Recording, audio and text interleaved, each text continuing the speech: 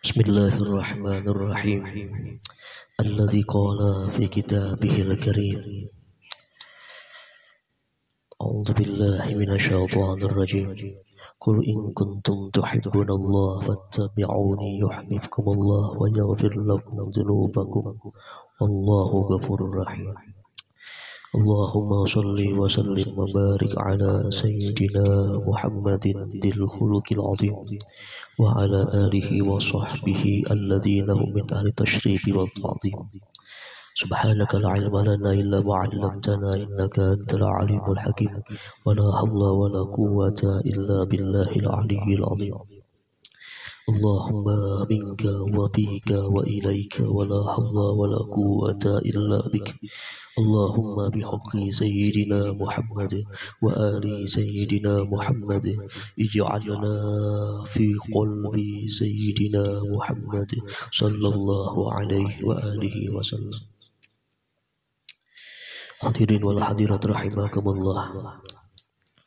Dalam kitab Fathur Rabbani wa Faidhur Rahmani Sidi Syekh Abdul Qadir Al-Jilani Qadassahu sirrah, beliau pernah berkata, kata beliau, ya gulam ihdar ayyara fi qalbika khawfa ghairihi aw raja'a ghairihi aw hubba ghairihi. Kata beliau, ihdar, takuti, ayyara fi qalbika khawfa ghairihi aw raja'a ghairihi aw hubba ghairihi. Kata beliau, waspadai jika kalian menemukan di dalam hati kalian ada rasa takut kepada selain Tuhan, ada rasa harap kepada selain Tuhan, atau kalian temukan di dalam hati kalian ada cinta kepada selain Tuhan. Dan alhamdulillah beberapa minggu yang kemarin telah kita kupas apa makna khawfa ghairihi aw raja'a ghairihi, dan insyaallah dalam yang kupas tentang hubba ghairihi. Waspadai jika kalian menemukan di dalam hati kalian ada rasa cinta kepada selain Tuhan, hubba ghairihi. Imamul Ghazali rahimahullah pernah mengartikan makna daripada cinta itu. Kata Imamul Ghazali, al-hubbu itu ibaratun an mailit tabai ila syai'il muladzi. Ketika Imam Ghazali ditanya orang apa arti cinta, beliau mengartikan bahwa cinta adalah sebuah ungkapan dari kecenderungan tabiat kepada sesuatu yang dianggap lezat. Itu namanya cinta. Itulah kenapa setiap orang itu berbeda-beda mengartikan cinta, hubba. Karena setiap manusia itu berbeda-beda kecenderungan tabiatnya. Karena arti cinta ibarat an mailit tabai, kecenderungan tabiat. Itulah kenapa cinta itu memiliki arti yang sangat banyak dan berbeda-beda bagi setiap manusia. Ada yang mengartikan cintanya itu kecenderungan tabiatnya kepada harta. Jadi dia kumpulkan harta itu sebanyak-banyaknya. Berarti cintanya adalah kepada harta. Ada pula orang yang kecenderungan tabiatnya itu kepada pangkat atau jabatan dunia. Maka dia itu berusaha sekuat tenaga untuk bisa mendapatkan pangkat yang tertinggi di dalam dunia. Namun ada pula kecenderungan tabiat itu, cinta itu ialah kecenderungan tabiat kepada hawa nafsunya. Maka dia tidak memperdulikan lagi hukum Allah Subhanahu wa ta'ala, asalkan bisa memenuhi hawa nafsunya dan lain sebagainya. Jadi kecenderungan kita kepada sesuatu itulah yang disebut dengan cinta menurut Imamul Ghazali rahimahumullah. Hadirin wal hadirat rahimakumullah. Ada percakapan yang sederhana namun penuh dengan hikmah di dalamnya. Itu bisa kita lihat dalam kitab Tazkiratul Aulia. Tazkiratul Aulia. Dalam kitab Tazkiratul Aulia ini ada percakapan yang penuh dengan hikmah. Percakapan yang sederhana namun tersirat hikmah di dalamnya. Percakapan tersebut terjadi kepada seorang tokoh sufi yang bernama Fudail bin Iyad. Nama beliau Fudail bin Iyad. Ini tokoh sufi yang sangat terkenal kealimannya, kewaraannya, kezuhudannya, bernama Fudail bin Iyad. Beliau wafat pada tahun 1187 Hijriah. Fudail bin Iyad ini wafatnya pada tahun 187 Hijriah. Dan beliau ini merupakan salah satu muridnya Sufyan Ats-Tsauri. Sufyan Ats-Tsauri. Di gurunya Fudail bin Iyad, Sufyan Ats-Tsauri. Salah satu murid dari Sufyan Ats-Tsauri ialah Fudail bin Iyad. Dalam kitab Tazkiratul Aulia ada percakapan sederhana dari Fudail bin Iyad kepada putranya yang baru berusia 4 tahun. Pada satu ketika, layaknya seorang ayah, Fudail bin Iyad itu mencium putranya. Karena saking sayangnya kepada putranya, Fudail bin Iyad itu mencium putranya.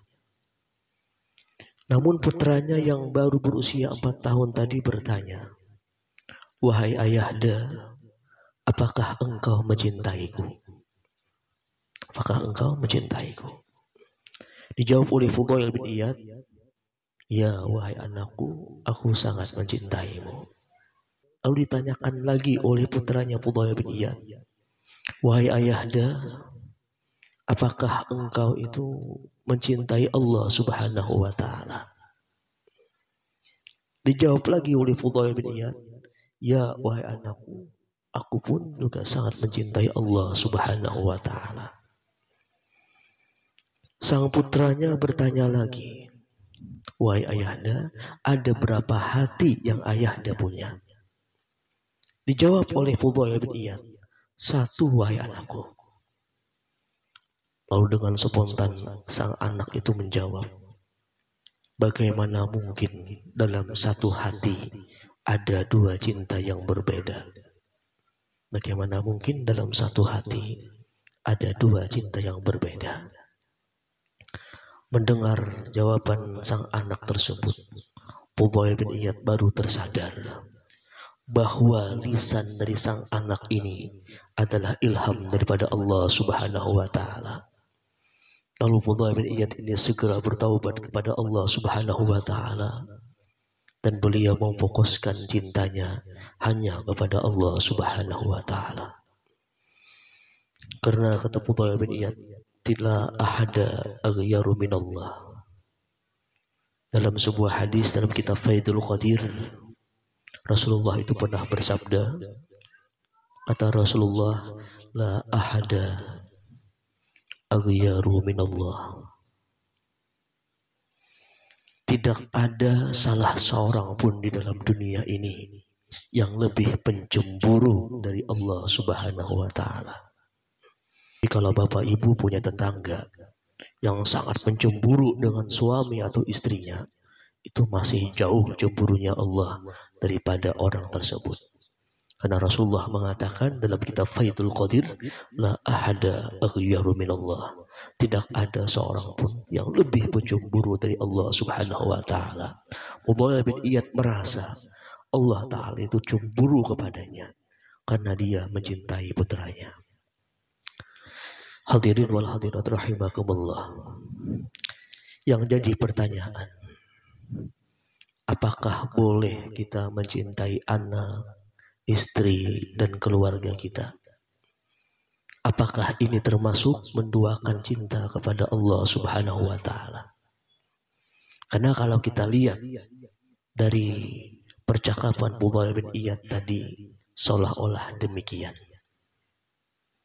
Jadi kalau kita lihat percakapan Fudail bin Iyad tadi seolah-olah demikian, bahwa ketika kita mencintai anak, istri, keluarga kita termasuk menduakan cinta kepada Allah Subhanahu wa taala.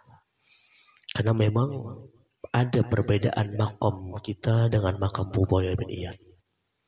Kalau makam Fudail bin Iyad ini luar biasa, sehingga pernah dikatakan dalam ungkapan ulama sufi, hasanatul abrar sayyiatul muqarrabin. Kebaikan orang baik itu masih kejahatan bagi orang yang dekat dengan Tuhan. Ini beda makomnya antara kita dengan Fudail bin Iyad. Sampai Allah cemburu karena makamnya memang makam muqarrabin, makam dekat dengan Allah Subhanahu wa taala, bukan sekadar abrar, orang baik. Nah, jadi hasanatul abrar sayyiatul muqarrabin. Jadi kalau muncul pertanyaan dalam hati kita, apakah boleh mencintai anak, istri, keluarga kita? Apakah termasuk menduakan cinta kepada Allah Subhanahu wa taala? Di antara jawabannya, bahwa pada dasarnya itu tidak dilarang. Pada dasarnya mencintai anak, istri, keluarga itu tidak dilarang. Bahkan dianjurkan. Selama yang dilakukan dalam naungan cinta kepada Tuhan. Atau dalam istilah sekarang, cinta karena Allah Subhanahu wa taala. Cinta karena Allah Subhanahu wa taala tidak dilarang, bahkan sangat dianjurkan. Buktinya demikian, boleh kita mencintai seseorang namun dalam naungan cinta kepada Tuhan. Itu ada dalam Quran surah Ali Imran ayat 31. Kita lihat Ali Imran ayat 31.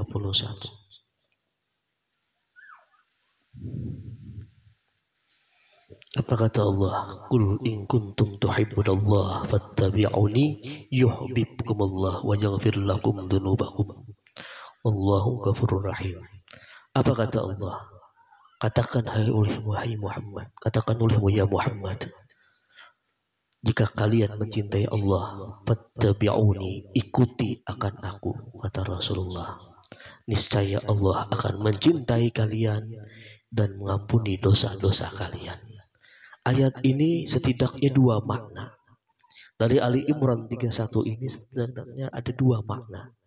Pertama, kita boleh mencintai sesuatu selain Tuhan, yaitu Rasulullah Shallallahu Alaihi Wasallam. Karena mencintai Nabi dan mencintai dalam naungan cinta kita kepada Allah Subhanahu Wa Taala. Dan hikmah yang kedua dari ayat ini, selain kita boleh mencintai sesuatu selain Tuhan, namun dalam naungan cinta kepada Tuhan, ayat ini juga memberitahukan kepada kita bahwa cinta itu tidak cukup dengan kata-kata. Tidak cukup dengan kata-kata. Aku cinta, aku cinta, aku cinta. Tidak cukup. Bahkan 1000 kali pun kita mengucapkan aku cinta, itu tidak cukup. Tidak nyampe. Tidak memberi bekas. Namun disuruh di sini ketika kita mengatakan cinta, itu pun harus punya konsekuensinya. Jadi pengungkapan kata cinta ini membutuhkan konsekuensi dan juga membutuhkan bukti. Jadi bukan hanya sekedar ucapan cinta, namun juga punya konsekuensinya dan juga membutuhkan buktinya. Buktinya apa? Dengan mengikuti Rasulullah Sallallahu Alaihi Wasallam. In kuntum tuhibbunallah fattabi'uni, ikuti akan aku. Jadi butuh bukti, bukan sekadar cinta, bukan sekadar kata-kata cinta, namun juga membutuhkan bukti bahwa kita itu mencintainya. Jadi di ayat ini menyuruh kita untuk bukan sekadar berkata cinta kepada Allah Subhanahu Wa Taala, namun juga disuruh membuktikan cinta kita, yaitu dengan mengikuti Rasulullah Sallallahu Alaihi Wasallam.